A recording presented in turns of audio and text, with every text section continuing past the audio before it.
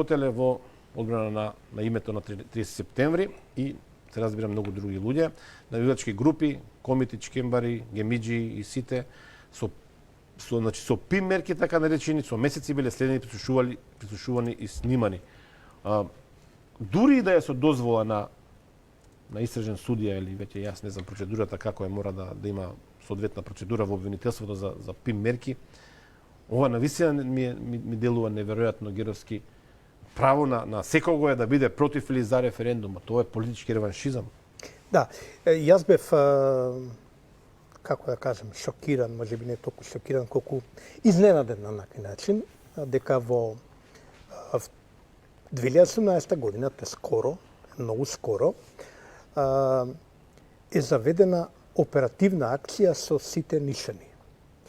Значи, кога збориме со сите нишани, дури и самиот Палевски, за кого јасно е дека јас немам имавте еден конфликт, потреба ни да го бранам, нити имам добро мислење за тој човек, нити имам мислење многу добро за целото тоа друштво таму што е следено и така натаму. Но, независно од тоа, фактите се факти. Заведена е оперативна акција против ова друштво со сите нишани. Значи, со дозвола од јавен обвинител, судија во претходна постапка, предистрага, значи како што треба направено.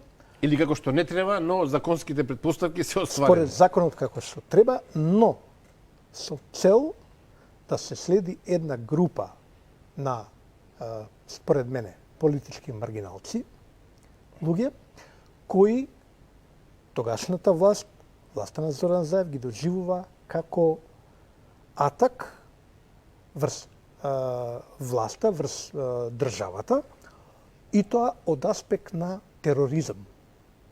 Значи, основата, правната предложка за оваа акција оперативна е тероризам.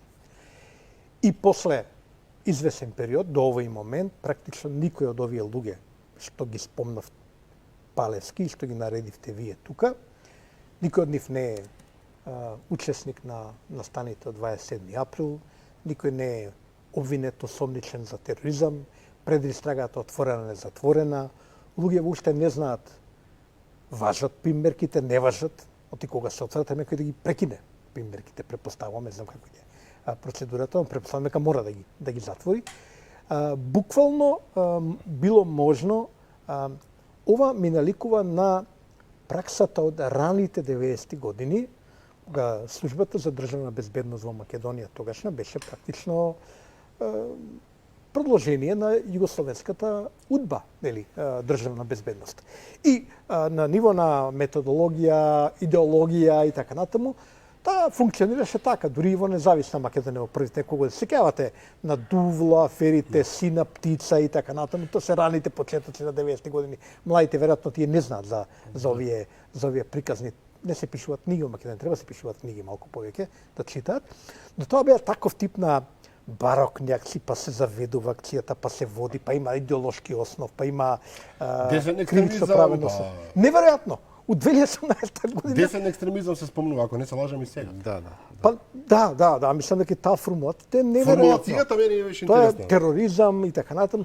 Строго доверливо, ги има сите оние... Да, сите ништо не ги има, велам, на една акција од типот на, нели... Сериозни размери. Со удбашки подпис, да речем, акција.